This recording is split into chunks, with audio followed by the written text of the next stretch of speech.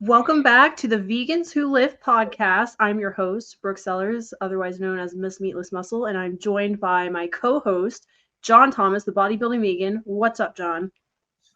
Oh, a lot's up. It's been a crazy freaking week. I even trying to slow down have not slowed down at all. But we've got an incredible guest on today. Somebody I've known from Instagram for at least a few years now, looked up to for a long time. I was actually surprised when he messaged me back um, for the first time, but then we've talked for a few years now. We got Nick Squire on here, also known as Meaty McScorely on Instagram. Nick, I don't want to butcher this, but I do know you're based on the West Coast, so the opposite of us. You are a power lifter. I believe you set some records. You're covered in tattoos, big ass beard, father, Yeah, all of that's and correct. and you shoot guns. So we got a few Yeah, things in common. yeah, yeah. I'm uh, I'm in Sacramento now. I moved here from Los Angeles a couple years ago. So I've been on the West Coast for a long time. I have a daughter. She's 10, and yeah, I love to shoot. Hell yeah! Very cool. Have you always been on the West Coast? Yeah, yeah. Born and raised. Wow, yeah, that's impressive. I was in Texas, and they had an open carry law that was pretty loose. And at one of the Metroflex gyms, you'd go in there and there'd be guys squatting 7 plates and they'd have a 1911 on their hip at the same time. And I'm just Yeah, like, dang, that's a dude I don't want to mess with at all. don't Like, mess with yeah, Texas, man. They're not joking. no, not at all.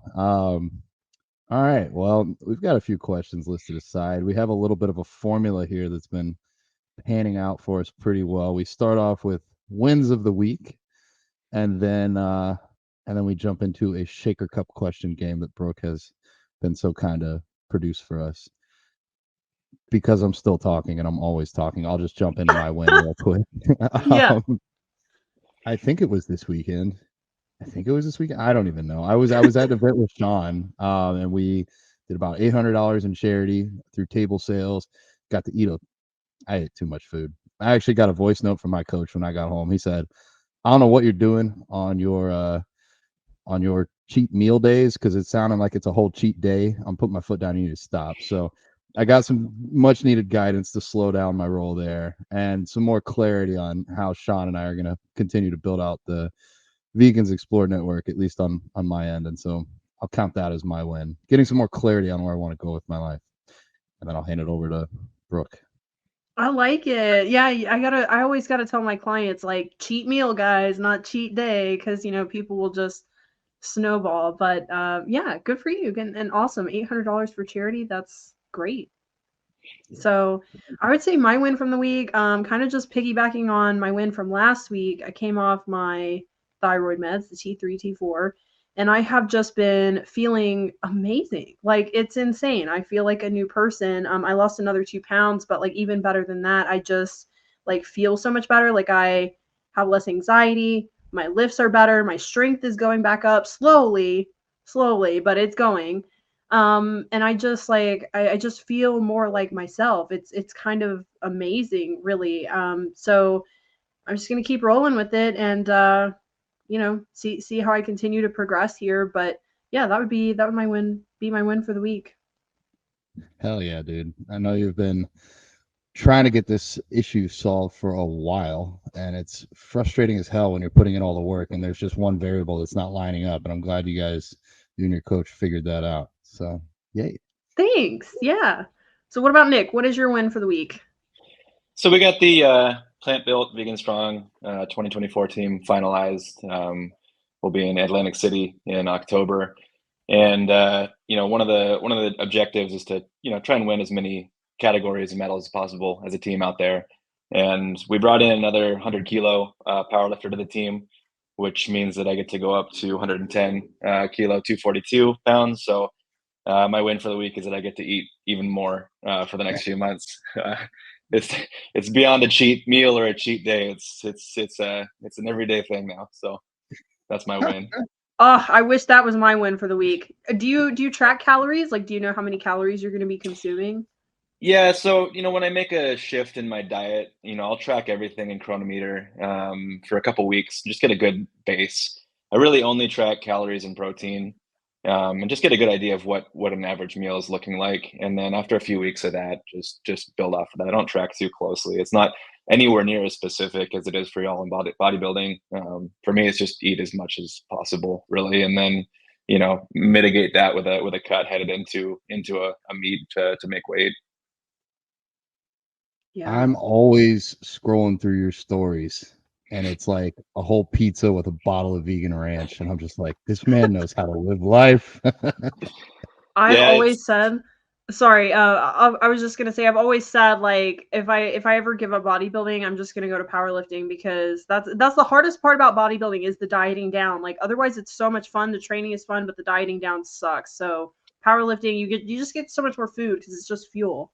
it's truly if you're looking for a sport or a discipline that fits into like a hedonistic lifestyle, it's definitely powerlifting, because there's so much of it that's just gratuitous amounts of eating and a lot of rest. I didn't, I've known bodybuilders training or traveling with the plant built team and spending time around the bodybuilding team during comp. It really opened my eyes to how difficult that is, and a lot more respect for what you guys do. It's an incredible amount of work, especially prep week and heading into a competition, a show like that. It's wild to me. Yeah, it's not for the weak-minded or weak of heart. And I'm not Yeah, saying you. I'm just saying anyone. Like this shit's hard. I have yeah, a the friend. discipline is insane. He has a background in powerlifting, and he bodybuilded for like a year, and then he's like, you know what, I'm going back to powerlifting. I just want to get strong. I was like, dude, I don't blame you. It's more Right. fun. Yeah. Let me pick your brain real quick, or at least get a little bit more backstory from you. So, what is this team, this organization you're working with? What is your guys' mission? How are you? How are you changing the world with that? Yeah, so Plant Built has been around for a long, long time. They took a hiatus for a few years, a couple years ago, came back in 2022. And basically the objective is we roll out to a fitness expo with teams in multiple disciplines. So we have a bodybuilding team, which is like kind of the bread and butter of the Plant Built team. There's a kettlebell team, there's a CrossFit team, a powerlifting team. We recently added strongman, which is so cool. And the idea is to go to a non-vegan expo and just dominate. We enter all the events, we bring in the best athletes that we can find, and just win as many competitions as possible, and kind of show through that not only are there vegans in strength sports, but that they are competitive and they can compete at a high level and they can win at a high level. And that's the idea. We have a booth there. We bring a lot of products from our sponsors, jerkies and protein powders and a lot of BCAs and stuff like that, and just show that that's an option. And we're not just out there, saying it's possible, but we're kind of putting our putting proof there that we're here and we're walking away with a significant amount of wins. The strongman team cleaned up last year, won several first place awards. The powerlifting team, several gold medals, silver medals in that. And it's incredible to watch. And it's really cool to walk around after or before your event and see all the other athletes competing and watch the bodybuilding competition and watch the CrossFit games, stuff like that. It's a lot of fun. Oh That's yeah. really cool. If there was anyone listening who is a competitive vegan athlete, like, what would they need to do to join the Plant Built team? Like, is there certain requirements or like any sort of criteria they need to meet? It's just being at the top of your game. It's mostly we reach out to athletes as the teams progress. Like I watched and admired the Plant Built team for a long time. I always shot messages across and just said like, hey, if you're looking, like, they didn't have a powerlifting team until recently. They did it in the beginning, and then they took some years off from powerlifting. But I'd always shoot messages, like putting myself out there. But the coach of each team, they talk to other athletes on that team. So my coach, Ryan Stills, he's also the coach for the Plant Built powerlifting team, and he and I will kind of discuss, and he'll talk to other athletes on the team on who would you recommend, who should we bring in, and we really try to bring in men and women from as many different weight classes as possible, so that we can walk away and we can say, listen, as a team, we took every single category that we entered, we ended up in first place in. So I waited for years to get the ask, and it finally happened. But I know there's a lot of people want to join the team and just keep it up. You know, we're always looking out for strong powerlifters, especially. Very cool. Now, let me clarify, because I do think I reached out a while back. You Yeah. guys, as a team, are fully natural, right? No performance enhancing drugs. You're at tested events. Yeah. So the events that we try to go to are tested. The athletes on the team are tested, and you know, obviously, it's not a disparaging to athletes that aren't tested. It's just we know that's going to be the first thing people bring up is like, oh, yeah, these guys came to an event and they won, but the misinformation, misunderstanding of what steroids are and what they do, it just gives people that opportunity. I know we'll go into this obviously on this discussion, but you know, the big issue I think a lot is most athletes who are on gear are not upfront with it, and Yeah. it makes that situation a lot more complicated. You know, I train with and I know people that are on gear, and I train with them day in and day out, and you know, I have no objection to it, but you know, it just gives people that opportunity to discredit what you're doing. And a lot of that comes from a misunderstanding. I see conversations all the time where someone will bring up vegan protein, and the person they're talking to will bring up a vegan powerlifter, a bodybuilder, and they'll say, "Oh, well, they're on steroids, so the protein doesn't matter." And that, like that, highlights to me how little people understand about steroids and probably protein too. If they think that steroids are a replacement somehow for protein, or they make it so that you don't need protein if you're running gear. So, yeah, the plant built team is all natural, and the events that we go to are all natural as well. Cool. Makes sense. Yeah, I think that's why I got shut down. I think I had reached out to see if they're interested in having me on there. I'm pretty open that I am not natural.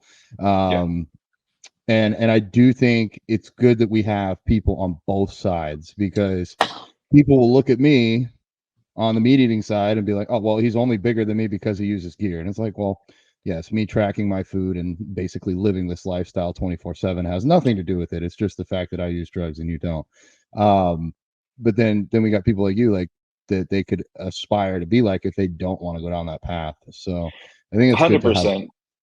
Yeah, and I've had conversations with Danny, who also runs the plant built team, and absolutely, we've had conversations about how we need it. We need representatives of vegan bodybuilding and powerlifting on both sides. People who are on gear, people who are not, because you know, obviously, you can't go to an IFBB pro show as a natural athlete and hang, right. You know, so that's not doesn't do us any good. So we need people that are on gear as well to compete in those spaces and show that it's regardless of if you're on gear or not. You know, the vegan lifestyle is compatible, and it's possible to run either way. Yeah, I do think for like your overall mission and for Plant Built to just have this like really strong foundation where people can't refute your success with any sort of argument is a good idea. So I can definitely understand the mission behind like let's not give anybody a reason to doubt our team of vegans. And I do like that you point out that it's not necessarily like the team's decision, but it's also just like people are so misinformed about performance enhancing drugs. Like you said, I mean, you could give a guy on the couch who sits on the couch all day and eats potato chips some PEDs, but he's still not going to look like a bodybuilder. So like but people don't know, like everyday people who aren't athletes, they're not, talking to athletes, engaging with athletes, they don't know any better. But it's just one more thing. We see it all the time in comments, on a great vegan post. Oh, well, he does steroids, or oh, well, they do this, they take that. It's like that doesn't mean anything. But to them, it's one argument against veganism. So I can definitely understand where you guys are coming from. Yeah, and it comes from, not even just the vegan space, but anytime there's any kind of, jealousy online is where it really comes from, or an insecurity online. That's the first comment, is to kind of discredit what someone's doing, discredit the hard work they're doing, discredit the discipline and how much work goes into this, to just say, oh, they're on steroids. It allows that person to feel better about, themselves in the situation. But, and the plant built concept of competing naturally and having natural athletes. I mean, it's something that I've been doing for years. When I started powerlifting and competing, is I noticed that anytime I competed in an untested fed or untested meet, I would see more of those comments. And so for the past several years, I've specifically only sought out tested meats or tested feds, because it just makes that a little bit easier to point to when that comes up, and to say, listen, I only compete tested. So that doesn't really, that accusation doesn't really work in this situation. So I want to see just how strong could a natural plant-based lifter be. How much do you weigh, Nick, in freedom units? 220 pounds is what I compete at. And how tall are you? I am 5'9". Okay. How much do you squat? I squat. My all-time squat is 675. Amazing. Damn. Yeah, that was outside of comp, so it doesn't really count. My top comp squat is 640.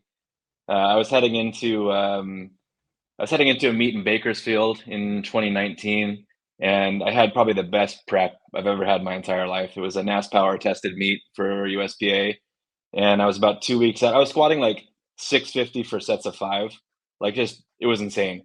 And then about 2 weeks out, I was wrestling with my dog and just threw something in my back, and I was like, it's 2 weeks out, I can't stop. And so I pushed it. I did the meet on like 3 grams of ibuprofen, just tried to get through it. Had a terrible meet. 2.5 years it took to fully recover from that. And so I'm building back from it now. Just had my 640 squat in a comp a month and a half ago. So trying to get back to that. But, that was definitely an unfortunate situation, but we'll get back. I'll get back to 675. And I'm looking to pull 675 or 700 on deadlift here in a couple of weeks. May 11th will be 10 years that I've been vegan. So I'm hoping to pull something big to kind of celebrate that. Hell yeah. Love it. For those that like to do mental math, you're pretty much squatting 3 times your body weight. Yeah, I've been able to deadlift 3 times my body weight. So I'm looking to squat that. So if I can squat, 300 keys, which is 660, at 100 kilo weight, 220 weight, then we'll hit that number. It's not too far off. You were strong, sir. That's a lot of weight. It's impressive. Wait, but what do you bench? That's the most important one. But my bench, I've benched 415 again outside of comp. I feel like I'm cursed because I'll have an incredible bench prep. I'll be hitting 4 in prep over and over again, and then meet day, I don't know what happens, but I've benched like 387 in like 3 consecutive meets. And if it happens one more time, I'm gonna call it. I'm gonna quit. I can't bench 387 in a meet ever again. I got to break 4, but it's coming up. Yeah. That's awesome, dude. I've followed you for a long time. You're usually, at least for a long time, you trained out of your garage, right? Yeah. So, obviously the pandemic shut down the gyms out here. And at that time, I was prepping for USPA Nationals in Ohio before that got kind of canceled. But I thought, I got to keep training. I can't take a break. And so I immediately just started like scouring the internet. We all know how hard it was to find equipment at that time, but I was able to throw together a squat rack and a deadlift platform, and get my hands on about 650 pounds in plates. And I trained out of my garage for a bit. And for the first year, you're like, this is great. I don't have to wait for a squat rack. I can pick whatever music I want. I can take as many breaks as I want. No one's waiting. And then, and it's slightly embarrassing, but there's nobody to witness this, and I need that. I need someone to be watching. It's an ego thing, but like when I put 600 pounds on a bar, I want people to stop and see what I'm doing, and it's hard to train alone in your garage. There's other issues like being 30 seconds away from work. I can walk in and get pulled into something at work real easily. Where I'm at the gym, I can be like, hey, listen, I'm at the gym, we'll be back in an hour, kind of thing. So it's a lot of fun. It's still out there for days when I don't have time to get to the gym and back, but I much prefer training in an environment, especially with other powerlifters. That energy is just something you can't match being in a garage by yourself. I agree 1,000%. That's why I moved, is to literally for a better gym. I moved cities for a better gym, and having people as invested in you, Yeah. as invested as you are there helps, and then also being around people that are better than you, objectively Yeah. stronger and better. So 100%. I mean, that adage, you never want to be the strongest person at your gym, is 100% accurate. And in my garage, I was always the strongest person in my gym. conversely, also the weakest. Yes. Yeah. Yeah, I can never work Recently, out from home. yeah, it's hard. It's hard to keep that energy. And after the pandemic and things opened up, I changed gyms to a powerlifting specific gym. It was actually around the time that I blew up my bicep, and my coach, I told my coach, this is late March, April of last year. We had Plant Built on the schedule for October. I had a full distal rupture of my bicep, where the bicep's no longer connected to the bone near your elbow. It moves all the way up. And so they have to go in and they have to reattach it. They put a Kevlar button into my bone and they reattach the bicep. But before the surgery, I called my coach and said, listen, I just fully ruptured my bicep tendon. I think, I'm not going to be able to compete in October. And if you know Ryan Stills, he's undergone several shoulder surgeries, and he's still competing IPF Worlds. He's one of the strongest people I've ever met. And he looked at me and he said, Nick, like, were you looking for an excuse not to compete, not to train? And that was like the perfect thing for me to hear. I was like, no, I'm not. He's like, then we'll figure out a way. And so he's like, you need to find a gym that has, a good SSB bar and a good belt squat, and we can keep you training around the arm injury. I went and I bought a deadlift harness. It was like this seat belt contraption that hooked onto the bar.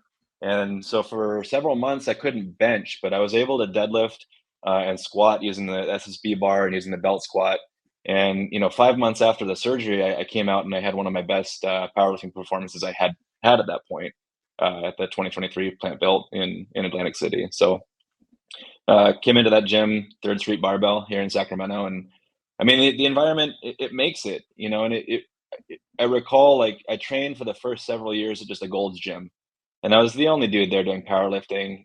People telling you to keep it down with the deadlift, making too much noise and stuff like that, and it worked for a long time. And I went to my first meet, and I was like, I learned more going to that meet for one day than I had in like the previous 2 years training out of this Gold's Gym.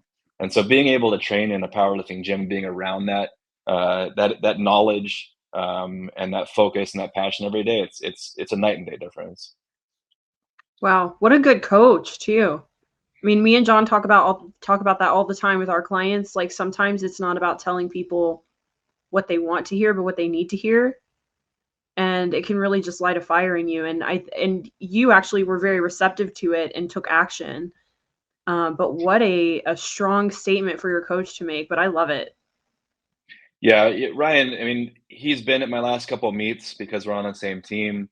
And heading out into a big third squat or deadlift, he's a big dude, very intimidating, but the nicest guy you've ever met. But he'll get right in your face and he'll tell you exactly what you need to hear, and that emotion and that fire that gets lit. I mean, it's unbelievable. He knows exactly what to say, and he knows his athletes on emotional and a training level, and he's really able to find what motivates us and what pushes us.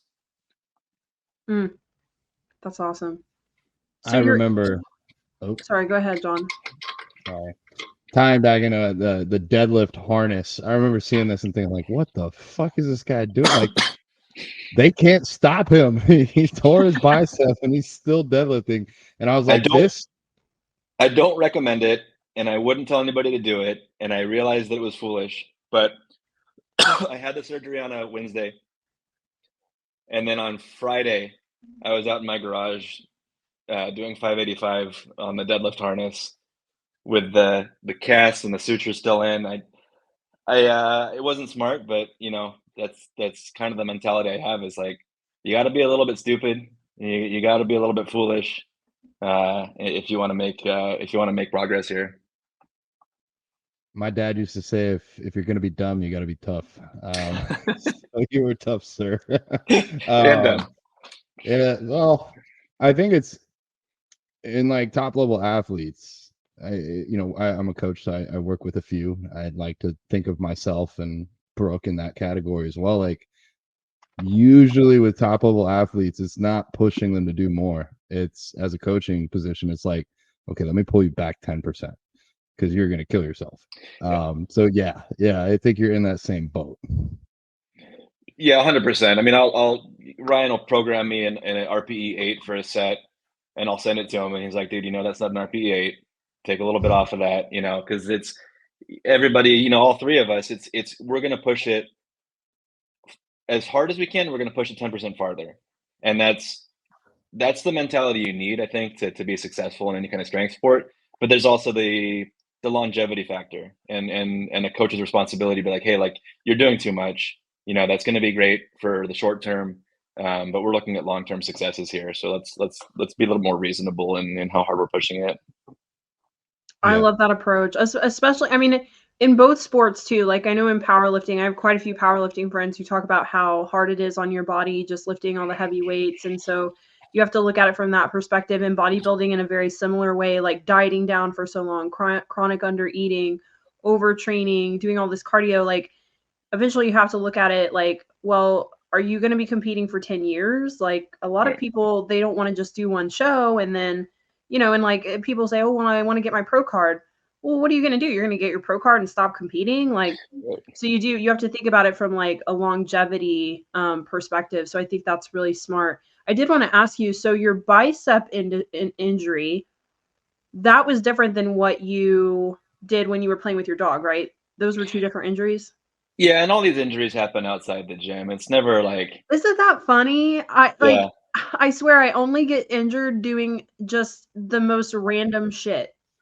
Yeah, I think it's like, when you're lifting, you're focused on your form and your positioning, and it is really hard unless you take an unreasonable jump in weight. It's really hard to hurt yourself if you're lifting correctly. The only gym injury I've ever suffered was I was putting on my knee sleeve, and the knee sleeve was so tight that I lost my grip and I slipped and I pulled something into my back. But yeah, the bicep was actually a hockey injury. It was brutal. Like when it happened, I heard it, and my first thought was that I dislocated my shoulder because it was like a pop. And then I realized, like, no, that's definitely not my shoulder. But it never happens in the gym. I mean, people get injured in the gym, but it's a lot less dangerous there than people really think.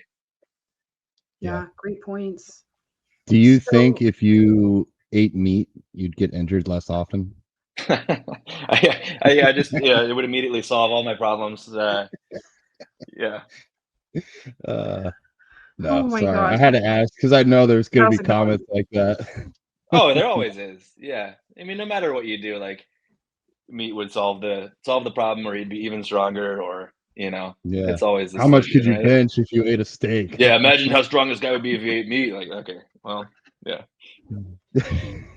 Maybe 700-pound squat. Yeah. So what would you say overcoming your injury?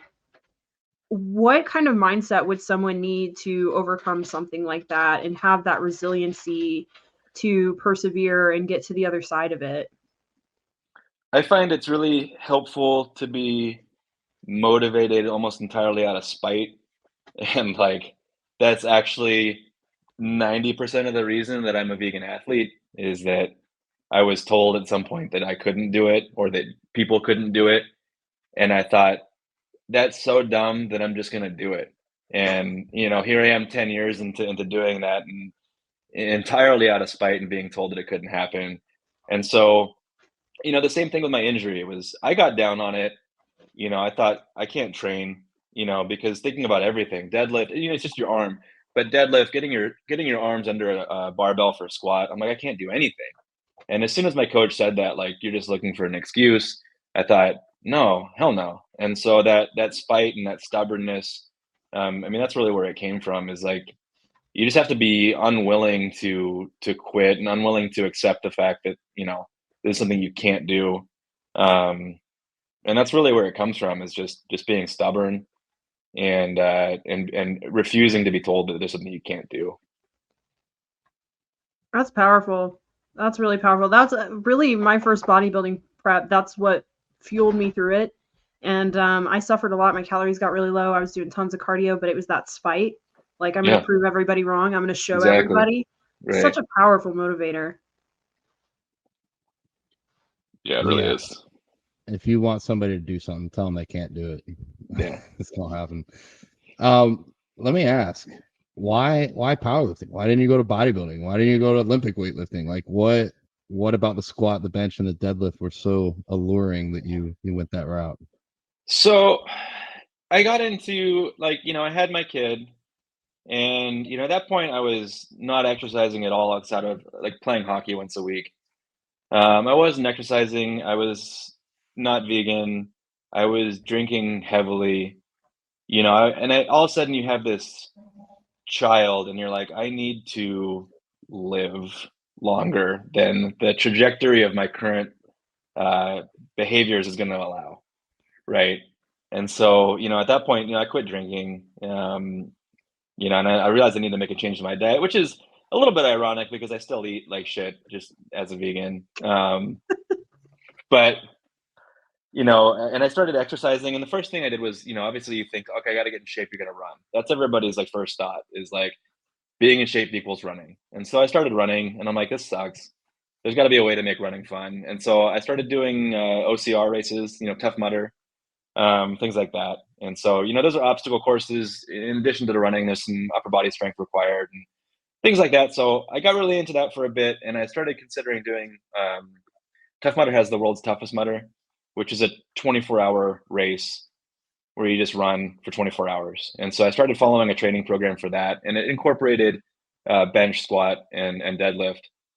And the more I did that, the more I thought, man, squat, bench, and deadlift is a lot of fun, and running is not. And so that just led to me only doing those things. And for me, the biggest thing was, getting in shape. It's so subjective. It's really hard to look at yourself and really think that you're making any progress. The number on the scale doesn't help you feel any better. Because obviously as you're gaining muscle and losing fat at the same time, that number is not going to change the way that you're expecting it to. There's so much misinformation and misguided expectations in the fitness industry. And I was having a hard time. I would go to the gym for a few weeks, not see the progress that, I was led to believe would happen immediately. And I would quit. And when I got into powerlifting, I'm logging these numbers and I'm seeing, hey, like, there's no arguing that these numbers are going up. I'm making tangible progress. I can see that. I can't talk myself out of it because I have these numbers written down. And that's what really got me into powerlifting, is that, like, it's very self-motivating. I can see the progress I'm making. I'm enjoying it. And then long term, I'm enjoying, the changes it's making in the body, for example. But, as far as why I didn't get into Oli lifting, I'm not smart enough. I'm not coordinated enough. I mean, there's Oli lifters at our gym, and I watch them, and then, I have a hard time even like with the amount of cues that are involved in the deadlift, and it's why I don't sumo deadlift, because I cannot think about that many things at the same time. I need to just stand up with the weight, right? That's as much as I can think about. And so Oli lifting is so technical and so complicated, and it's nothing but respect for Olympic lifters, but I can't do it. Bodybuilding, I can't eat enough, so it really all led to powerlifting. Like, here's a sport where, I do, for the most part, I do sets of lower reps. You want to eat as much as you can and rest as much as you can. It all came together. This is like the perfect sport for me. I love it. And you're doing really well at it, man. I mean, I think, correct me if I'm wrong, you've set some state records in California? Yeah, so USPA, they have a submaster, which is 35 to 40 year group. So in 2019, actually, that meet that I hurt my back and had a subpar performance, I still managed to set 4 state records in that meet for the drug tested submaster. Those have been broken since. It's been 5 years, so that's what you want to see, is those numbers get pushed up and up and up. But I held 4 California state records in that. USAPL doesn't have a submaster, so I'm still competing against people that are 18 through 40, which is challenging. But a couple of years, I'll hit their masters age group. And as we talk about longevity, what highlights the lack of longevity of the sport to me is that you watch how significantly the records and qualifying totals drop for an athlete that's 40 compared to an athlete that's 35. And I do think that like proper guidance and coaching is so critical, because you see people just burn out and not make it in the sport until the age of 40, which is wild to me. This is something you should be able to do into your 70s and 80s. There's no reason not to. So I'm looking forward to that. My big goal would be to make and compete at the IPF Worlds in the masters category. So I got a lot of work to do to get there, on a national team and that kind of thing. But that's my goal for the next 4 years. Incredible. You can do it. Put Yeah, I your hope mind so. to I it. mean, it's complicated because you have to be a representative for your country. But I look at the qualifying and competitive totals for that age group, and I think it's feasible. Yeah. So did powerlifting come before veganism for you, or did veganism come first? I went vegan just a few months into powerlifting. Yeah, so they all that kind of that catalyst of having a child, kind of everything changed pretty quickly in that time period. So I started exercising, and then I went vegan, and then I quit drinking shortly after that. So all within 2 years of this all stuff just happened, and it started with just I stopped eating beef. There's a number of factors that went into it. At the time we were doing bully breed rescue. So we were like fostering and rehabilitating and rehoming, pit bulls and American bulldogs. And, I noticed that we had this one dog that just it reminded me of a cow, his mannerism and the way he looked and the way he moved. He reminded me of a cow. And I remember sitting there one time and I'm like, I'm spending my time and energy and resources helping these dogs, and then I'm coming home and I'm eating another animal, right? And that just kind of clicked for me. And at that point, I was like, I can't eat beef anymore, And then as you follow that down the line logically, it's like, well, how come I can eat beef and I can't eat beef, but I can eat pigs and chickens and fish? And over the course of about a year, I just slowly cut out one animal at a time, and I ended with just my last tub of whey protein. That was the last thing I had, and once that was gone, I was like, that's it. I'm not buying animal products anymore. And that was 10 years ago. That's incredible, Awesome. dude. Not many people come to this decision mostly on their own. Like I had somebody reach out and kind of not pressure me, but bring it into the front of my consciousness. So I think from an advocacy standpoint, your journey is one that's good to share, because so many people do love dogs and cats. Like Yeah. truly love these, like love them more than I love some people.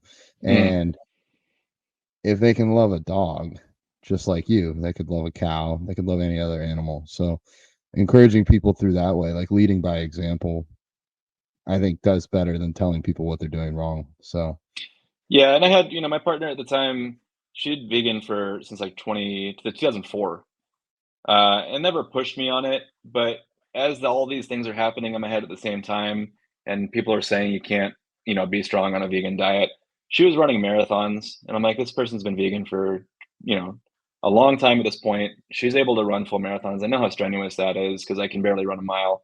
And so if that's possible, then this has to be possible too. And it all kind of came together at the right time for me to make that decision and do it, for the love of animals and out of spite and all this at the same time. So it was good timing. Amazing. And another common argument against vegans I see all the time on social media is a lot of people will say, "Oh, well, you built all of that before you were vegan, Yeah. and then you just transitioned." But you Right. transitioned really just months into your entire health journey. So you built all of your strength on a vegan diet. Yeah, it's something I am proud of, because I find that's hugely helpful for this argument, because yeah, you see that all the time is, oh, he built his base on animal products and just was able to, like, somehow protein lasts in your body for 5 years or whatever. I don't know what the logic is behind that, but I see that all the time. And so, being able to say, listen, like, I was deadlifting 225 when I started, and completely without the use of any animal products, you know, moving that to 675, 700 pounds, like, how else can you explain that? And they'll find a way. The goalpost will always move, but the more that you can hold that up in front of people and say that's not the case, because look what I've done entirely off of animal products is helpful. Yeah. What is your favorite vegan junk food? Because you eat a lot of it. Man. So like junk food, because like a lot of people will consider like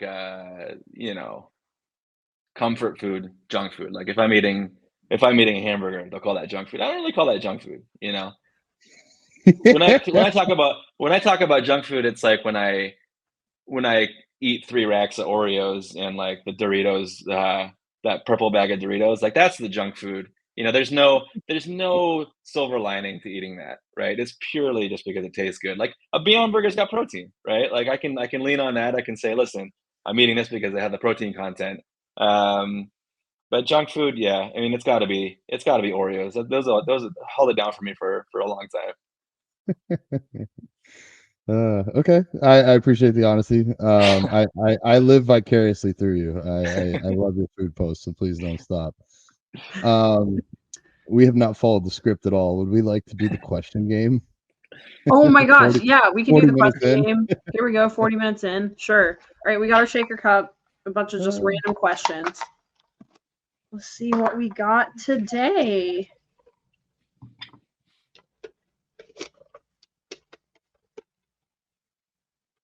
Okay, you guys ready? Ready. What's the best Christmas gift you've ever received? It's a tough one. Gotta really think about it. Oh man.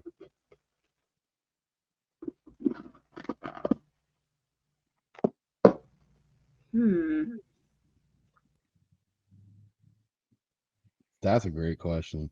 I'm like going back through all the years trying to piece stuff together. Yeah, I mean, obviously there's like 8-year-old Christmas where you got like a Super Nintendo. Like, how can you Yeah. match that feeling, right? That's tough. I was literally thinking I was like 6 and I got a PlayStation 1 and it had like Mega Man and I don't even remember what else. Spyro. Oh yeah, Oh my Spyro. Oh god, I yeah, loved Spyro, but I had a GameCube. Do you guys remember GameCube? yeah, GameCube. That's what I had. That might be I it think for that's me. that's got to be it. I don't think anything matches like that Christmas morning, 8 years old, like Super Nintendo. Yeah, you can't match that. Like it doesn't matter. That's never gonna be beat. It's magical No. when you're a kid and you still believe Yeah. in Santa and like you wake up and all the toys are there. It's so different. Now I'm thinking like, dang, mom and dad got screwed by this Santa guy because like I liked his presents more. I was never allowed to believe in Santa. No? No The way. yeah, the church that we were raised in, they compared it to like a false idol. So they told the parents, don't tell your kids that Santa's real, kind of thing. So Santa was never a thing for me. So they got all the Well, credit. or at least you That didn't doesn't have to sound go very through. fun. Yeah, you didn't have to go through the 1 year of like total utter disappointment though when you learned Santa's not real and Right. it's like Yeah. soul crushing. Yeah. Well, if you dye that beard white, you could go be Santa. My granddad, he had, when he had a white beard and he would go like he was like Navy his entire life, curmudgeon, grumpiest guy he's ever met, and he was secretly playing Santa at the mall for like the last 10 years of his life. He didn't tell anybody because he didn't want anybody to think he was like soft or whatever. So I Oh might do the my same thing. gosh. Yeah. That's so funny. That is funny. Speaking of soft, I feel like there's some. Well, there's like, my brain's going in like 5 different directions right now. I was gonna say like being vegan, you usually are thought of as like softer or weaker, but then as a man, you were expected to be so hard and strong. I feel like you kind of toe that line between being usually the strongest person in the room, but also you do seem to, at least from the interactions I've had with you, have a bit of a softer side. Oh yeah. Um, I don't really know where I'm going with this, but yeah, I think like we can be both. We can kind of dabble in both when it's needed. Yeah, I think that, for a long time there's been this misconception that, masculinity requires sort of turning off any empathy. Um, and I think it's completely misguided, and the entire concept of masculinity, I think, is so far gone at this point and focused on the wrong things. I mean, you go on social media and you look at these like masculinity influencers, and they're all talking about alpha this, and you know, it's I don't think that most people can really adequately describe masculinity at this point without just kind of talking about being an asshole to everybody around them, right? When to me, it's things like, you know, being a good father, being a good, you know, a good and present father. And that requires so much empathy.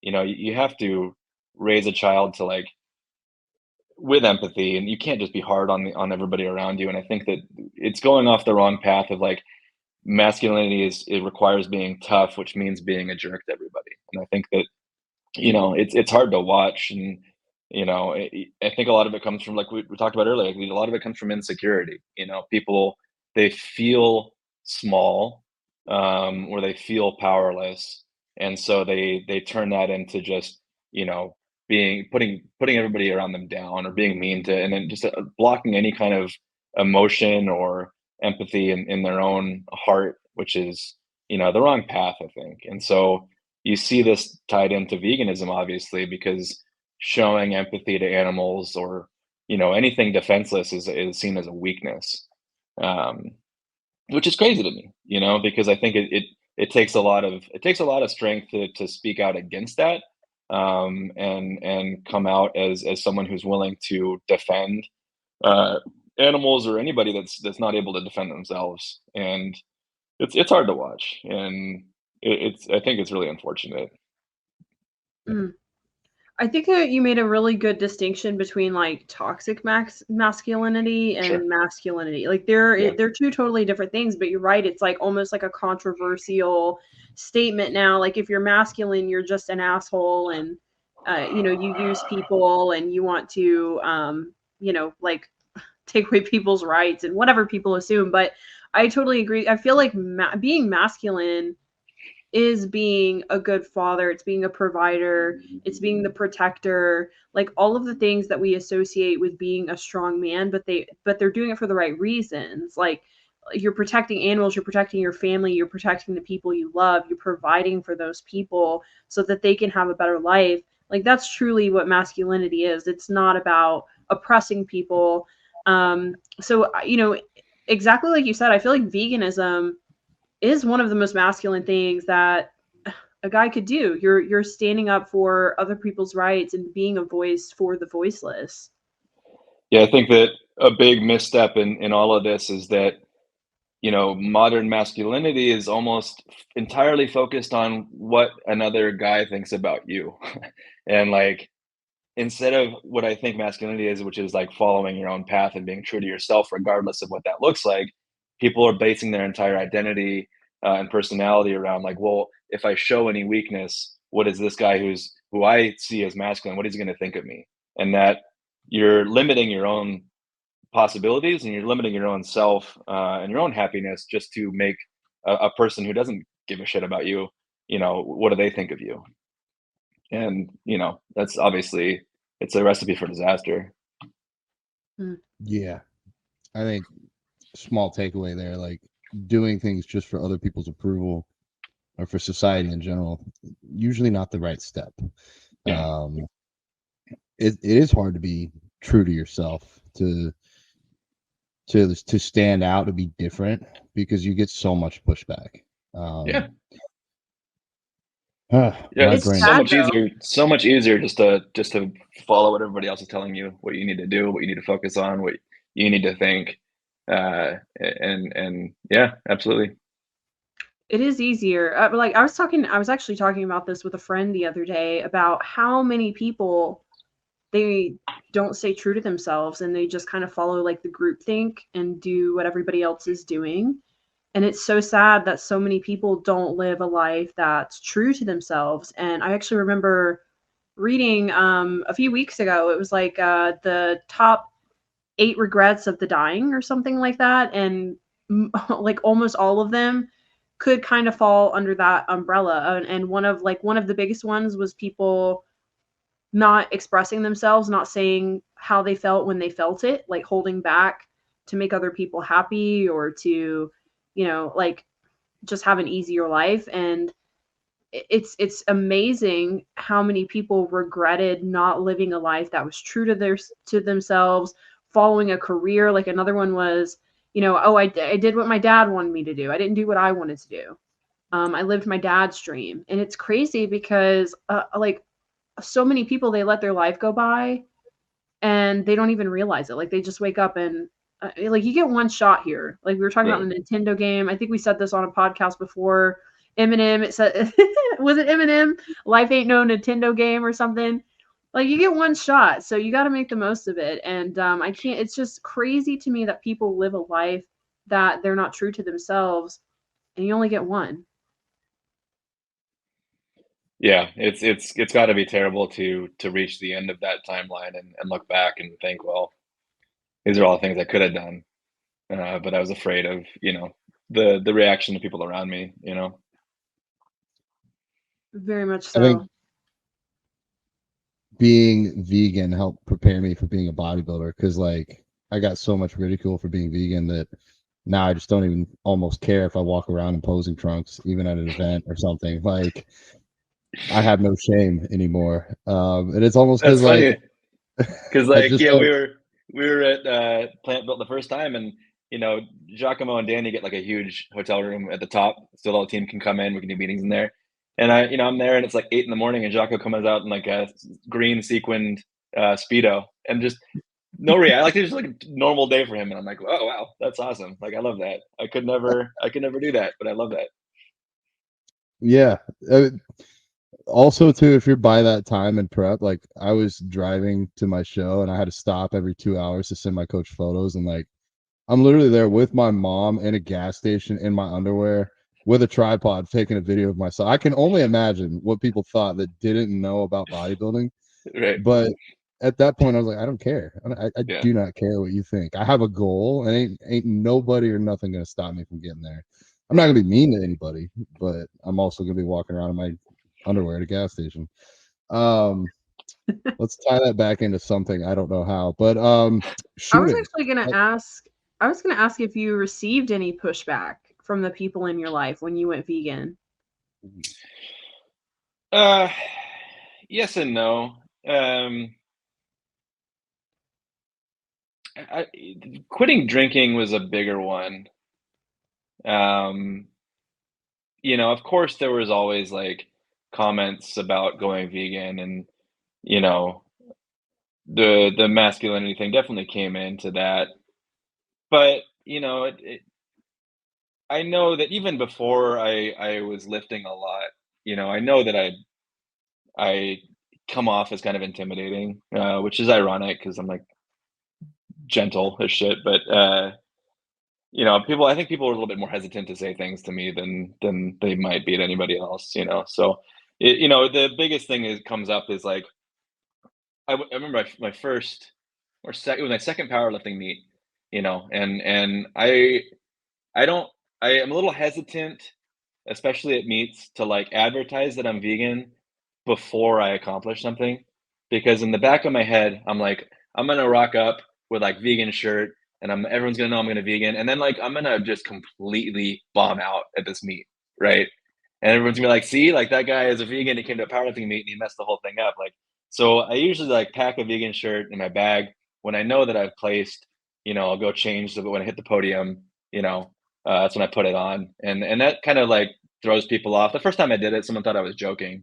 They thought that it was like a prank that I was playing, that I was pretending to be vegan. But when I did IPL Worlds in Ireland, I did the same thing, and I came out, and the guy who placed second, he was on the podium, and he sees me come out with a vegan shirt, and he goes, "I got beat by a fucking vegan," and it was like the best, my favorite reaction of all time at a meet. So, there's definitely different takes on that. Well, even with a head tattoo, I've had people ask me if I'm seriously vegan. So I can't hide it anymore. It actually made me want to compete again. Like, Yeah. it's extra pressure, man. Like, I truly think we have an advantage. Like, okay, people want to argue that there's reasons why vegans have a disadvantage nutritionally, but I think mentally, there's no doubt an advantage. If I wasn't vegan, I wouldn't train as hard. I know that for a fact. Yeah. It's definitely a motivating factor. Like there's like a weight on your shoulders, right? To be that example and to like I don't not be mediocre, not be the middle of the pack. Like there's a responsibility there, to rise to the top and that definitely pushes even harder. Like I can't even tell me how many times like I've been training and I'm like just wiped out. I'm like, I can't do this. Like I'm gonna call this one short. And then that thought enters my mind, like, and it's just a little bit extra push to put in a little bit extra work, which I love that. Yeah. I have it tattooed on my forearm here. That was my first tattoo ever. So Nice. in prep, there'd be a lot of days where I was just tired, and I would look at that and I'd be like, well, how are you going to feel if you don't do your best and you have less of an impact and more animals die because you're not asking a little bit more from yourself? Like, is there anything Right. else you could give? I also think, we're not, you and anybody, the three of us here, me, Brooke, and you, we're not mediocre. We're not average. There are eyes on us. There is a bit of extra pressure. And I think, especially Nick, you and I, if we walk around, we can't be an asshole.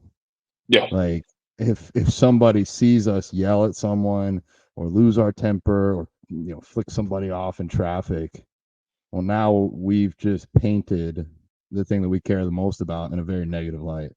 Yeah. Yeah, for sure. So I don't know where I was going with this. Two brain farts today. Well, we did I want to know. ask you what it's like being a vegan dad. Is your daughter vegan? Yeah, so I went vegan when she was 1, Oh, and she's been vegan since birth. And so my wow. favorite thing that she does is she pulls that card on me all the time, that she's been vegan longer than me. She she calls herself the true vegan, because she's never eaten an animal product, and she loves to hold that over my head whenever I say anything. So I love that. Yeah, she's been vegan since birth. Obviously, can be a controversial topic. I get comments all the time online about how like I should be reported to CPS and stuff. I'm like, yeah, go ahead. Like, please go. You see this kid's life. Like, please call CPS and see what they say. Like, yeah, man. But we had conversations, obviously, during the pregnancy, with her pediatrician after she was born. Every very closely watched every check in. Every height and weight check in, and there's never been an issue. She's turning 11 this month, and she never had to be on antibiotics for any reason, which I don't want to tie into. It's because she's vegan, but she's had an extremely healthy childhood without any issues. So yeah, it's awesome. There's been some times like so obviously we raised her vegan when she started to reach an age where she can ask why and question about it. We gave her all the information. There's a farm sanctuary in Acton, California, and we took her and we skipped the portion where it does like the factory farming. We're not trying to like fully brainwash her at this point. We just wanted her to meet some animals, and so that you go and you meet the cows and the pigs and create that bond and have a full understanding of like you are reaching an age where you can make this decision for yourself. If you want to start eating animal products, that's on you. We want you to have this connection, understand where that's coming from, because we're seeing her schoolwork where they start immediately talking about eating milk for strong bones and this stuff, and there's no explanation of where that comes from or the process that goes into that. So we wanted to show her, make that connection, like understand these are living animals that you'd be impacting with that decision. It's come up a couple times. We've had conversations. We've never told her you need to be vegan or we're not going to allow it, but she of course has questions, just as anybody would, and she's stuck with it. So she's fully into it now, and like I said, likes to hold it over my head at this point. That's awesome that she can joke about it with you. Yeah.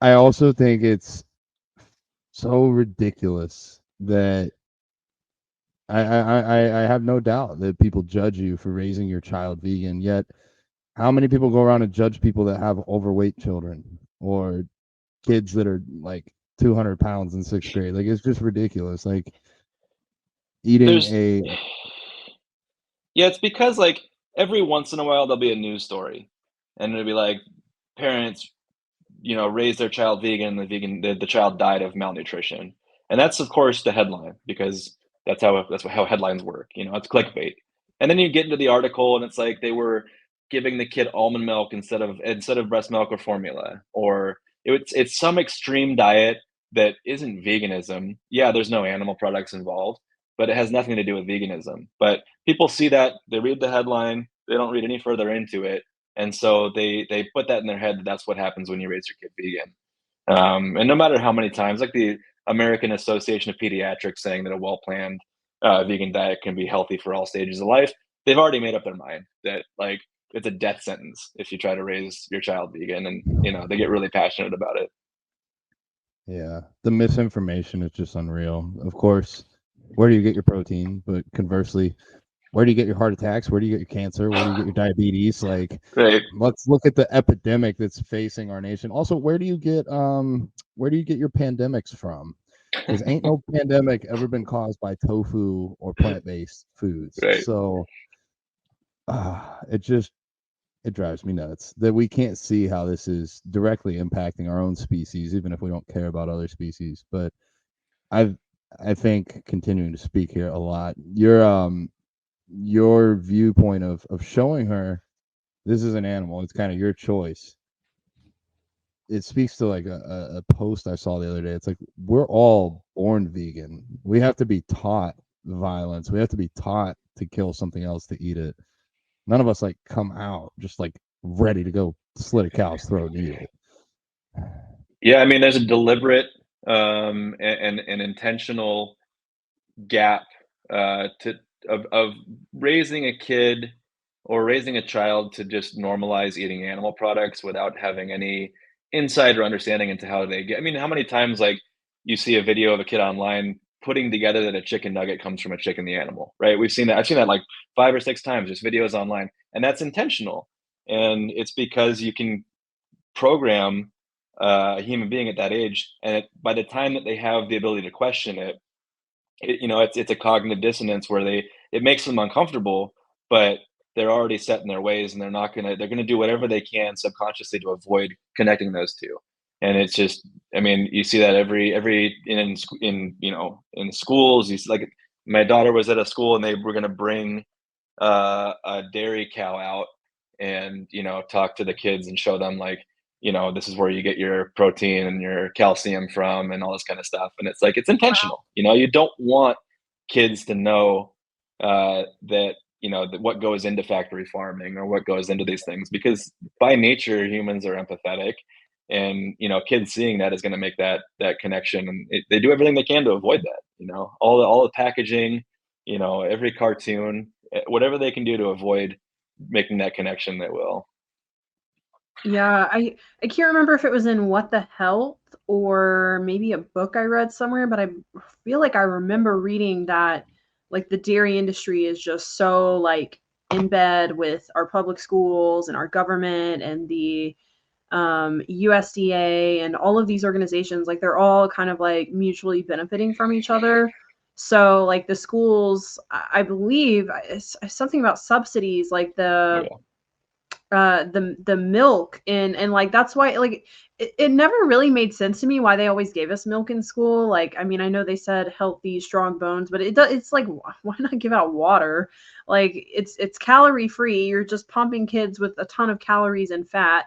But it's like these industries, there's just so much corruption between big food, big agriculture, and our government, and big pharma. There's just like this huge triangle between all of them. And so I think the unfortunate part for children being in schools is like they don't really know any better. And I mean, really no one does until you, like all three of us have done, pursued the information ourselves, but nobody is coming to you with this information and teaching you about this stuff. Yeah, and it's intentional as kids, because kids will believe what you tell them. I mean, you look at anything, any belief system, is much easier to sell to a child than an adult. If you come to an adult with anything and explain to them things that people believe their whole life, they would have questions, they would push back, it wouldn't make sense to them. But a kid will believe anything you tell them, and that's definitely intentional. And like you said, there's a huge amount of subsidies, the government propping up animal agriculture and vice versa, that they need that to continue, and that they're putting millions of dollars into making sure that it does. Yeah. So how has she approached like hanging out with her friends or like sleepovers, mixing with other kids who don't necessarily eat the way she does? Yeah, it's been a issue a couple of times. Like, she'll go to a birthday party and have a cake, and she can't eat the cake, but we try to make accommodations for that. Like, we'll go grab some vegan cupcakes and sit them with her so she can enjoy that part of the party. And conversations with the parents. Now that she can advocate for herself now, she has a really good understanding of what she can and can't eat. She knows how to scan an ingredient label pretty efficiently, and it's a lot easier now. Obviously, going out to eat, she can find something pretty much anywhere. So she there's been some pain points, but not as bad as you would think. Just some easy planning, and it kind of avoids all those issues.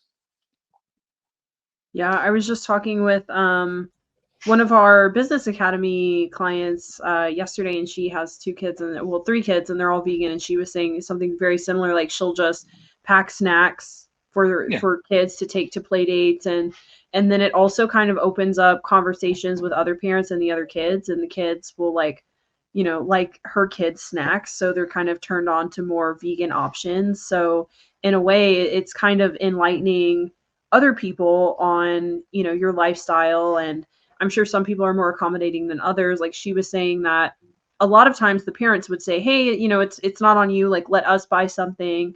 Your kids are coming to our house, so let us purchase whatever they need. And I'm sure some people can be really understanding, and then some other people, they might need a whole lot of education because they just don't get it. But yeah, and I do feel like in California, I do feel like the West Coast, I mean, correct me if I'm wrong, I do feel like people are a little bit more health conscious, a little bit more vegan friendly over there, right? Yeah, it depends where you are. I mean, realistically, I mean, we're at the north end of the Central Valley, the heart of agriculture here in California. And most people don't know this, but California is the second largest producer of dairy in the country, Mm. after, of course, Wisconsin. Huge amount of dairy and beef farms here. So it's back and forth depending on where you are. Obviously, if you're in San Francisco, Los Angeles, it's a little bit different. It's a pretty good blend here in Sacramento. But back to what you're saying, it is eye-opening, because a lot of people, like, they really don't understand what veganism is. They're kind of picturing that we're just eating, baby carrots all day, and they are surprised to find out that half the snacks in their cabinet are actually vegan. And it does kind of help them open their eyes a little bit to how available these things are, and it's not Yeah, as restrictive as they may have thought. like the Oreos. I mean, who doesn't Like like the Oreos, I saw lifesaver. for April 1st an Instagram post, and they're like, vegans around the world are upset because Oreos are no longer vegan. I was like, no, even though I I don't even saw eat them. that. Um, I was like, how what dare I they? They turned their back on the people who made them successful. How dare they? what I think is cool here, Nick, is you are in yourself changing the world, and through your daughter, because I know this. I know that in our lifetime, we're not going to convince the world to go vegan. That's just not going to happen. I think maybe we could get rid of factory farming if we all work really hard, or at least put a dent in it. But the longer play is to change people's perceptions. Yeah. And so I know in my own family, like I have cousins that I have no doubt now when they hear the word vegan, they think of me instead Mhm. of some malnourished person or some angry person or something like that. And so same with you, but now that even extends to your daughter. Yeah. It's if you found some vegan private school and hid her away in there around a bunch of other vegans, it maybe in some ways make her life easier, but it wouldn't change the world. It wouldn't allow all these people. So like even an event that I was thinking about going to, it's not a vegan event. And or the last event this weekend, I got to speak. I got a chance to speak, but there was an Orlando Magic game playing. And so there were a ton of fans out there. And I was like, on the one hand, this is a negative because most of these people probably don't want to hear a vegan guy on stage speaking. But on the other hand, there's a lot of people that might be able to have their minds changed. The next time they think about vegans, they don't think about some preachy jerk. I basically just kind of gave some of my story and tried to find some connectivity there. Anyways, I just think it's awesome that you're doing that with your daughter. It's another form of advocacy. I got a vasectomy at 25, so I was pretty sure I wasn't going to have biological kids, barring some crazy accident. But I think we're going to run into a whole nother generation of kids that are lifelong vegans. Like that's pretty cool. Did you intentionally, I guess, were you always wanting kids? Is that something that you always knew you wanted, or it just kind of happened? How did that come about? No, I've known that I've always wanted a kid. My partner at the time, we were together for like 17 years, so it's always something that we talked about. So yeah, it was definitely intentional, and wanting to have and raise a kid. But yeah, like you say, like a lot of people talk about like what is and isn't activism, and I think that anybody in our role or even Stella's role being a vegan kid, I mean just showing the normalcy of a vegan lifestyle is advocacy in itself, because like I said, there is that, and it's a perception that I have to admit I sometimes carry with me to this day, of what the average vegan looks like or acts like or talks like, and kind of reframing that by just being like a normal person, I think in itself is advocacy, because yeah, we do need the extremes. We do need the people that are out there that are protesting, that are shutting down stores. I think that there's no bad form of advocacy, whether I think that they're all equally as effective. I personally think that just setting the example of being like a normal athlete, normal person as a vegan is a huge form of advocacy in and of itself. Because if you can reframe what their mental image of a vegan is, I think that's a huge step towards making this a more attainable or attractive lifestyle. Yeah. Totally So agree. when does Stella's powerlifting training begin? I tried to get her into hockey. I tried to get her into powerlifting. She'll play with a kettlebell, out in the gym once in a while, but so far I haven't been successful in getting her into powerlifting, but I'll keep trying. She does volleyball and soccer, so that's fine. Oh, those are good ones too, though. Look, she's doing Yeah, something. right. Maybe she'll be like an all-star vegan volleyball or soccer player. That would be Yeah, there you go. incredible. Yeah. It's good that she's College doing it. Huh? scholarships, college That's what I scholarships. said. I said soccer goalies. There's a huge scholarship for soccer goalies. Like let's do that. It's good that she's following her own path though too. Yeah. And I'm sure you're proud of her for that. 100%. Yeah. So I have to ask, just because I'm sure. So I get a ton of pushback from the vegan community for using PEDs. Like Mhm.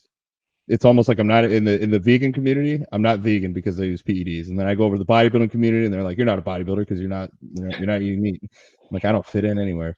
You have to. I have no doubt that you get some pushback that you go shooting, that you own guns. There I has get to be. pushback. I get pushback for a number of things. My diet, because so many people came into veganism from the health aspect of it. So for example, 2018, 2019, I got invited to speak at the Veg Fest here in Sacramento. And they had an athletes panel, right? And the athletes were a triathlete, a distance runner, ultra marathoner, and me, right?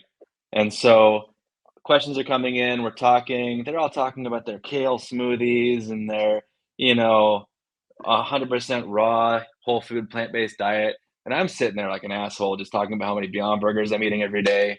And, long story short, I wasn't invited back. That was my one and only Veg Fest appearance, because I get a lot of pushback for that, is that, it's supposed to be health focused. And I'm not health focused.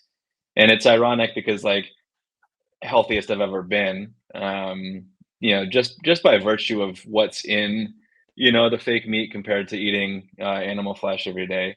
Um, uh, but it definitely get pushback there. There is a pushback for the fact that that I am into firearms and shooting. There's definitely different sects of veganism that don't always see eye to eye. There's a huge but there are a lot of us. I mean, there's a lot of people, especially in like the vegan straight edge area, that are very into shooting and stuff like that. So it hasn't been as big of a pushback as I thought. I got a few comments, the first couple times I posted about it, and I can't follow you, this and that. But it's not as bad as I thought it was going to be. That's so dumb. Here's the thing though, like you may not be having kale smoothies, but like honestly, I feel like your diet would be more relatable and more appealing to someone who is like on the verge of transitioning. Like I really, I kind of want to go vegan, but like at the same time, I love my burgers and I love Right. pizza and I love this, but like I don't like. There's so many people, like me included. Like I am very health focused, but I'm not ever gonna do raw vegan. Like you will catch me dead before you see me doing raw vegan. So it's like at the same time, like we still need those people. So I feel like yes, have your marathoners, your triathletes who are killing it and eating raw vegan, maybe that will appeal to somebody, but to have you on the panel and you're kind of like the polar opposite, like, hey, I just eat like a normal guy, like I just eat vegan, like I still eat all the guy food and enjoy the junk food, and but I'm just vegan. I think that's important for our movement. I thought that was crazy, and that's something that I talked to them about, is that what's the downside to showing how many different ways you can do this, right? Like, why do we want to silo everybody into thinking that you can only eat a certain way? Because when I talk to people, I mean, that's a huge talking point. They're like, like? What do you eat? Like, how you're vegan, you're big. What do you eat? And I'm like, well, what do you eat? I'm like, well, I eat like burgers and burritos and pizza. I'm like, me too. Cool, me too. That's what I eat too. And it just changed what's in there, and it's the same thing. And I didn't have to change what I'm eating. I just changed, from a beef patty to an Impossible patty, and it goes a long way in people opening their eyes, because they think that that's the vegan diet, is just all fruits and vegetables all the time, some beans and this kind of thing. But being able to go to people and saying, listen, yeah, you can do that. Absolutely. You can go to the whole food plant-based side. But there's not just one way to do this, and you don't have to make huge changes in what you're eating. And I didn't, and I still haven't. Right. Because the person who is on the standard American diet, they're going to have so much more challenges. They're going to have a really hard time transitioning to the, kale smoothie, like acai bowl type of diet compared to what you're doing now. And like you said, I do think that's what's important about veganism is like people have this idea in their mind. Same thing with how we look, right? Like we're supposed to be this weak, frail, nutrient deficient vegan, and they think the same thing with our diet. It's iceberg lettuce, it's fruits, vegetables, but like every time I make one of those posts where it's like, here's what people think eating vegan is like, and it's just like lettuce and whatever, and then show all the foods that I've eaten over the years in like really cool restaurants, those posts always do amazing because people are still surprised that you can eat pizza, you can eat burgers, you can eat burritos, tofu, like scramble, you can make eggs. I mean, there's so many unlimited possibilities. So yeah, I'm really surprised. But the internet is a fun place. I get heat from whole food vegans. I mean, my Oh yeah. worst comments, my worst trolls are vegans. Yeah, 100%. People talk about like, yeah, I would say that 90% of people that have me blocked on social media are vegans, just because we do not see eye to eye on how we're eating. But one thing I think about a lot is that veganism and vegan messaging has been out for a long time. The veganism has been around for a while. If you look at how many people are vegan right now, I think you have to start to consider that the messaging hasn't been effective. Veganism should be an easy sell. And the fact that we're this far into it and we're still at 1 to 3% of the population being vegan, I think that means that we're not doing a good job of messaging it. And I think that, that idea, for example, someone saying I could never go vegan, and the standard response to that has been to just guilt them and berate them about what they're doing and the impact that it's having, which is true. They're not wrong, but that's not how you get people to change their mind. And I think like, I could never go vegan because I eat this way. And I'm like, well, yeah, I said the same thing. Look at what I'm eating now. It's the same thing that you're eating, right? Like, I think we need to change that messaging a little bit, because it just, we need to be more accommodating, and we need to be more encouraging rather than just berating people. I think a lot of people, their activism is almost entirely focused on making themselves feel better, and making themselves feel superior. Like, this is veganism is a trait that they have that makes them better than somebody else, and they hold that hold that above other people. And I think that is historically has not been working, and we need to be more encouraging in this. Yeah, there's a big difference between making someone feel like, well, you should be doing this because this is so much better than what you're doing and you should feel like shit about it, Mhm. versus like, look, I totally understand. I was in your shoes at one point too. I know exactly how you feel. But let me show you all the reasons that this is an awesome diet. This is an awesome lifestyle. It's so much different. And another misconception or stereotype with vegans is that we're on this like high horse, like self-aggrandizing journey of like trying to make everybody like our little minions, Yeah. and like it's again, I totally agree with you. We need to have a different approach. Well, some people, I think a lot of people are doing a great job. And I do feel like maybe in the past few years, it's changed quite a bit, especially with vegan athletes. I feel like that vegan athletes have done a really good job of advocating for veganism in a different way. But yeah, again, like I feel like I said this on the podcast once before, but I once got invited to this event with a really great group. Like they do a lot of good stuff, but it just wasn't for me. Like they were in Atlanta, downtown Atlanta, like holding dead baby pigs, like real dead baby pigs, real, and covered themselves in blood and like were showing all these videos and stuff like that. And I just like didn't really want to be a part of it. Like one, because I want to hold a pig. Like that's disturbing. That's like kind of slightly traumatic to me. Makes me think of my dog, but I also just didn't want people to think that think of veganism in a negative light. I just didn't want to really be a part of it, so I declined. I ended up going to another event that was really cool. They bought some food from like some local vegan restaurants and they passed it around in Piedmont Park, which is like a huge kind of travel destination in Atlanta, if you will. And they would basically just ask people like, hey, what do you think about this? Like scale 1 to 10, and people would most of the time be like, this is great. Like I'd totally order this. I'd order 2 of these. I'd take this home. I'd be like, well, did you know it's vegan? And people were shocked. Like people were really, really impressed. So like again, everyone has their methods, everyone has reasons, but I do feel like you're making a really good point. We should be much further along than we are right now. And so what are we doing that needs a little bit of tweaking? Yeah. And like I said, I don't think there's any bad form of activism. I personally think some forms of activism may have a more negative impact than a positive one. If you're talking about net balance on what people think of veganism, walking away from that, it may be effective for some people, and it is effective for some people. Some of us have come to veganism through those channels. I think if you show 100 people some of these forms of activism, more or less people are going to walk away with a uh, negative feeling about veganism than a positive one. You may change a couple minds, and that's great, but I think overall it may be negative. There was this one push a few years ago online, and I can never remember the name, but it was a pledge, liberation pledge might be it.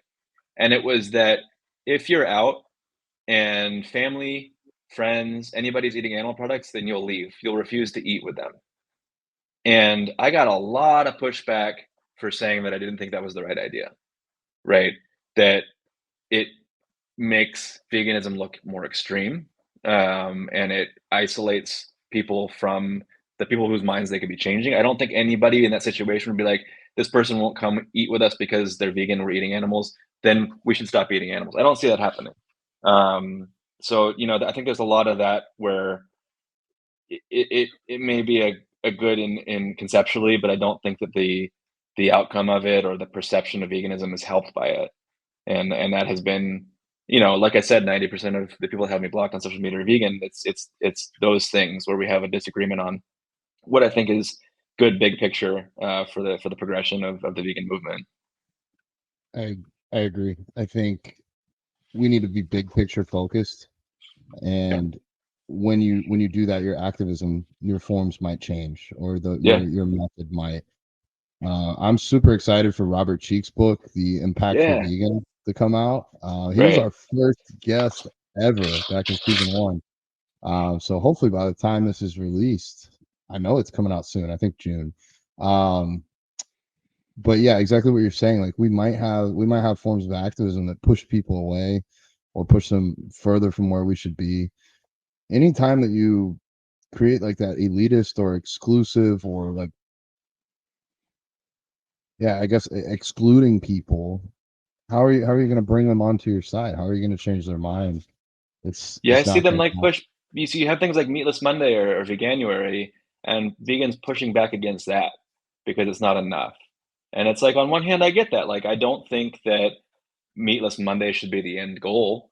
I don't think that being vegan for 1 month a year is the goal, or even veganism. But what is the downside to introducing people to this? What is the downside to letting people dip their toe in this and get started? Like, they not meeting your personal expectations of them, and so you're gonna just like get down on them and exclude them from all of this. It's wild to me. Like, I think that another controversial opinion that I have is that, like, if 100 people going vegetarian has a bigger impact than one person going vegan. And I think that the long-term goal obviously is for those 100 people to go vegan, but discouraging people from making any change. Like, if you look at the immediate impact to the animals, which is what this is all about, what's the quickest way we can have the biggest impact on the most number of animals? And that's to make this as appealing as possible and to get people to try these things and to reduce, their consumption of animal products. Obviously, veganism is the end goal,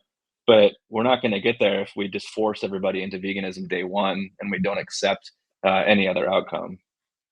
Yeah, 100%. I can identify with where the angry vegans come from. I think like at a heart level, I connect with them. It does upset me that we're choosing to still kill 80 billion animals a year plus. That's upsetting, but it is a game that we have to play to convince people to change their minds. And I know where if it we comes don't, from. If you go online and you surround yourself, you embed yourself in slaughterhouse footage, you start to lose it a little bit. When I first went vegan, was exposed to so much of this footage, and so I get where that comes from. You see this stuff, and your blood is boiling, and you don't want to allow anything less than veganism. And I remember going to Sprouts, and they have a butcher's counter, and I started to just think terrible things about the people in line at the butcher's counter, and I thought, that's not healthy, that's not productive, that's not going to help anybody, and so I had to step away from that. And I found that to be, it's more effective when I talk about and communicate veganism now than when I came from it from a place of anger. Yeah. Also, I think the numbers might be wrong here, but I think you're correct. 1 to 3% of the population identifies as vegan. There's probably a lot of people that are close that just don't want to put that label on themselves. I know my mom is that way. She's like 99% vegan, but if she goes over to like an elder relative's house and they cooked macaroni and cheese because they know she doesn't eat meat, but they don't fully get the cheese side, like she might still eat that. So she doesn't want to label herself as vegan in case she has an event like that, but like she's almost there, like financially and like as far as what her impact on the supply and demand is, she might as well be vegan, even just without the label. But what I'm seeing is that these alternative meats like Beyond and Impossible, the sales are driving not from vegans. There's not enough vegans to create a big enough demand. So like you said, I don't know if I necessarily agree with the vegetarian side of the analogy, but like if we get 100 people to be vegan 25% of the time, that's more than getting 20 people to outright go vegan. Yeah. It's still a bigger impact. So we gotta slowly shift, and I think just change people's minds on all sides. We got people like you showing that vegans can be strong. People like me, Brooke, showing people vegans can be big. The Impossible Meats saying vegan food can taste good. We got the kale smoothies showing vegans can be healthy. Once we paint all these positive brushstrokes, we can have this really beautiful painting of veganism and convince people to look at it a little bit more and take it a little bit more seriously. Yeah, I mean, absolutely. I mean, you look at the most successful meat alternative brands. It doesn't say vegan anywhere on the label. You know, that's not their target audience, because it is a small portion of the population. And you know, I remember when Impossible first came out, they went into several restaurants that didn't have, you know, a vegan bun or, you know, vegan cheese, and people were livid. And I was thinking, you know, that's not the point, right? You know, they're not targeting you. They're targeting the people whose minds need to be changed, and that's a much bigger market. And obviously, for them, it's a money thing, but also from an activism standpoint, you know, that's where our focus should be: is that larger population of minds to change, rather than the people that are already doing 99% of it, like you said. Yeah. Have you ever Yeah. been to a Cinnaholic? Yes. Dude, that's like sneaky veganism. They have like a little sign this big behind the counter that says all products in here are vegan or plant-based. And I asked like 8 people when I went, because people were looking at me. They're like, "Are you vegan?" I was like, "Yeah, are you?" And they're like, "No, why?" I'm like, "Well, your cinnamon roll is." One dude was like, "What?" Like Yeah. it actually upset him. And so I'm almost thinking like, we can trick some people, like not being mean about it, but like Yeah. these There's people have this been going. there's this donut shop here in Sacramento, Family Donuts and Deli. It's just a pink box donut shop with a little delicatessen counter. About 60% of their donuts are vegan. Nobody knows. Doesn't say vegan anywhere in the place.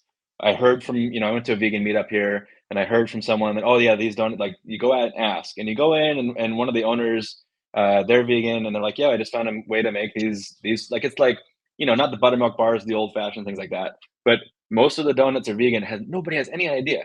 They're in there. It's like a incredibly popular donut shop. Line out the door every single, you know, weekend morning, and nobody even knows. And I think that's, you know, that's fantastic. And as more people realize it, it blows their minds. You know, they had no idea that we eating vegan donuts this whole time.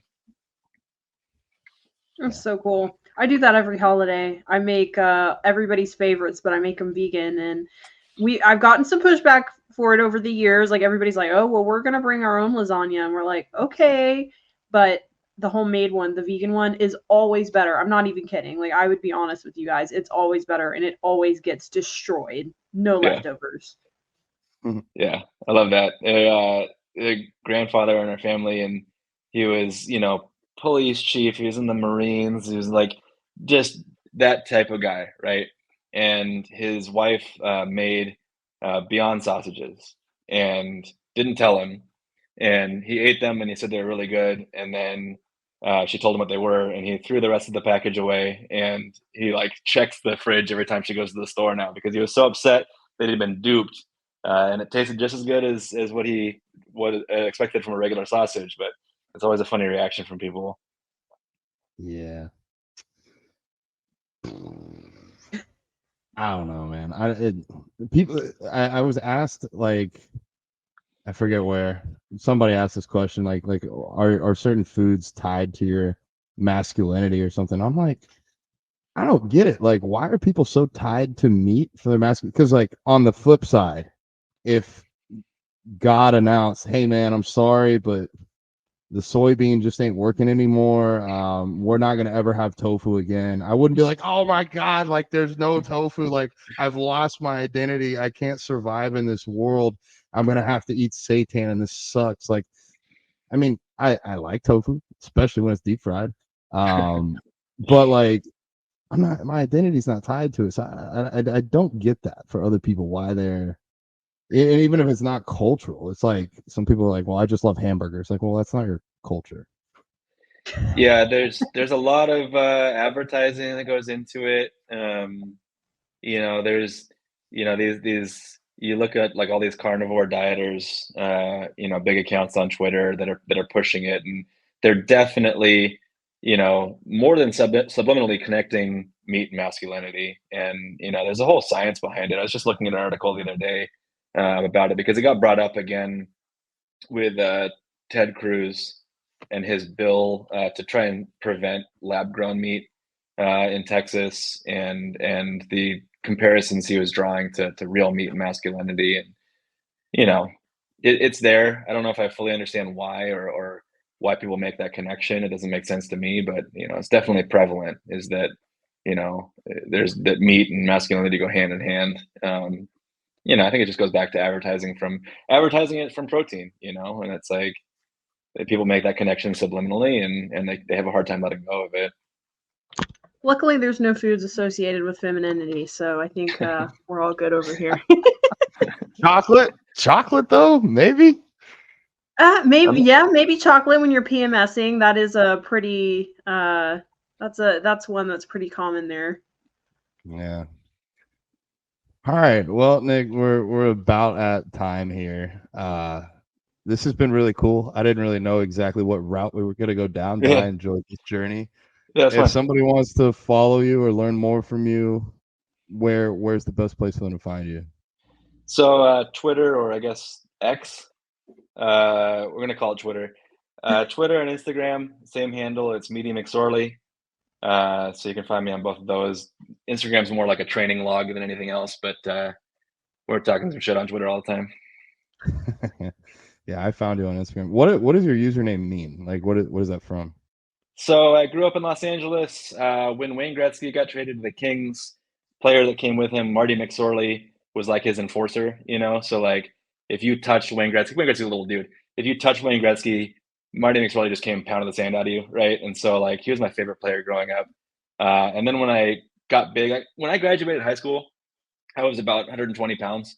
And then a few years later, I got big, and my mom, she made a joke about how I'm not Meaty McScorely anymore. I'm not Meaty McScorely anymore. I'm Meaty McScorely, and so that kind of stuck. And I liked that name, so I kept it. I think whenever you followed me like years ago, at first I was like, oh, I can't like this guy because he's not vegan because of the username. And then I was like, wait, this guy's like super vegan. Cool, dude. We'll plug that in the show notes below. Brooke, do you have any more questions? Anything else? No questions. Just thank you so much for giving us your time and coming on and sharing your story and your insight. And I think, this will inspire quite a few people. You've overcome a lot of challenges in your life, and you're a great role model for veganism. So thank you. I appreciate that. Thank you so much for having me on. Yeah, of course. I'd love to get a lift in and then a range day too. I haven't been shooting in a while. Yeah, we got a good range here. They got a good rental department. There's a lot of restrictions here, obviously in California, but it's still all right. And lunch. Come to Florida. It's like the Wild West out here. Yeah, for sure. Real quick, I'm gonna plug this for me and Brooke. We are finishing up our Vegans Who Lift Coaching Academy. We've got 12 students that are gonna finish up graduating at the end of this month, which means we're gonna do it again. So if you guys are listening to this and you want to learn how to become a vegan coach, mostly where we're helping people, honestly, mindset is huge, but we cover everything from website creation, taxes, getting your LLC, advertising, Instagram. We're all over. We've got a whole curriculum built out, but if anybody's looking, we got limited seats, so send either Brooke or I a message for that. And then lastly, if you guys would like us to answer your questions live on the Vegans Who Live podcast, head over to veganswholiftpodcast.com. Drop your question, we'll answer it live. And with that, I think this is it. Nick, thank you so much, brother. Brooke, it's been a pleasure as always. And guys, this has been another episode of Vegans Who Live podcast. Please share it with all your friends, and we'll see you next time.